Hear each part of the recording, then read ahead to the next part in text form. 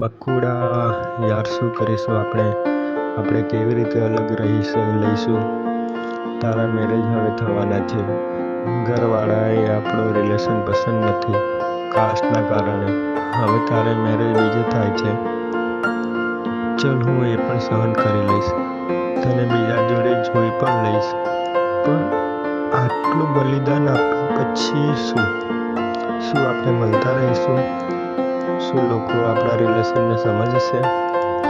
આપણે બંને એકબીજા સાથે રહી તો નથી શકવાના. તો જે દિવસે આપણને આવો દિવસ જોવાનો આવ્યો ત્યારે શું થશે? યાર, તારી એક સ્માઇલથી મારા દિવસની શરૂઆત થાય છે. તારા એક ગુડ નાઇટના મેસેજથી મને ઊંઘ આવે છે. યાર, મને ડર લાગે છે કે તારા મેરેજ પહેલાં મારાથી કંઈક ખોટું ન થઈ જાય. તું મારા એક ફોન કોલ વગર રહી નથી શકતી. તો મેરેજ પછી તું શું કરીશ? આપણે હમણાં પણ મળવાનું ચાલુ રાખી શકતા હતા, પણ અચાનક આપણે અલગ થવું પડે એ દર્દ આપણે સહન ના કરી શકીએ, એટલે આપણે હમણાંથી જ મળવાનું બંધ કરી દીધું છે. રોજનું એ પણ જ્યારે આપણાથી નહીં રહેવાય ત્યારે આપણે મળીશું એમ આપણે ડિસાઈડ કર્યું છે.